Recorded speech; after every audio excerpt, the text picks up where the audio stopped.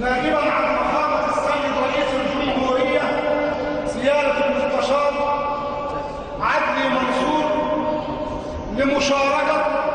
مديرية أوقاف الدقهلية بالاحتفال بالمولد النبوي الشريف السيد الأستاذ اللواء أحمد صالح السكرتير العام لمحافظة الدقهلية، السيد اللواء عمر سعد حسين رئيس مخابرات